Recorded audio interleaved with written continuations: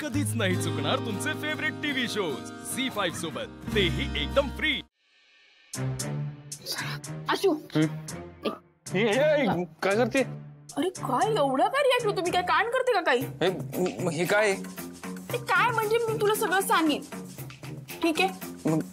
इथं काय? इथे काय म्हणजे तू का तुला राग येतोय का? मला लावू दे जरा, थांब, मी सगळं सांगणार तुला। थांब बाजूला। एवढं का रिॲक्ट करतोय? घे तू पण लाव आता मला, चल। काय ड्रामा आहे हा सकाळी सकाळी? मला ऑफिसला जाऊ दे, उशीर होतोय। थांब, सांगणार म्हणते ना, मी सगळं सांगणार। मी तुझ्यासारखी आहे का की मनात ठेवायचं आणि सांगायचं तू तुझा विचार कर, असं नाहीये। बघ मी सगळं सांगणार, माझ्या मनात जे येतं ना ते सगळं तोंडावर आहे, कळलं ना? न मारता सांगितलं असतंस तर चाललं असतं जास्ती। दे इकडे, दे, लावतो मी तुला नीट।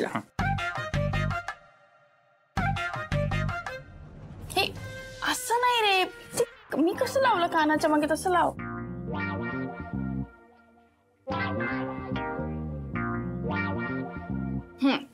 ते आता सांग। हो सांगते। मला वाटतंय हे असं हळू बोलायची काय सिक्रेट आहे? अरे म्हणजे मला वाटतंय आपल्या नात्याला कोणाची तरी नजर लागली। चल चल, काहीतरी उगाच काय नजर अशी काय लागत नाही कोणाची, काहीतरी। मग हे सगळं काय आहे? तू मला काय म्हणाला की मी तुला तुझ्या प्रेमात पडलं? हा बरोबरच आहे ते।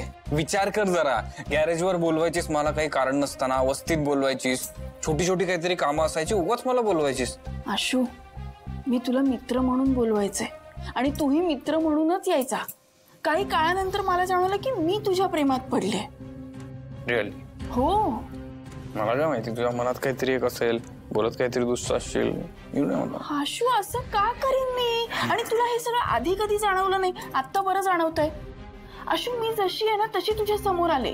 मी ना तुझ्याशी कधी खोटं बोलले ना, नाटकं केली, काही केलं नाही। मी तू जसा आहेस ना तशी तुझ्या प्रेमात पडले आणि तुझंही ना तसंच झालंय।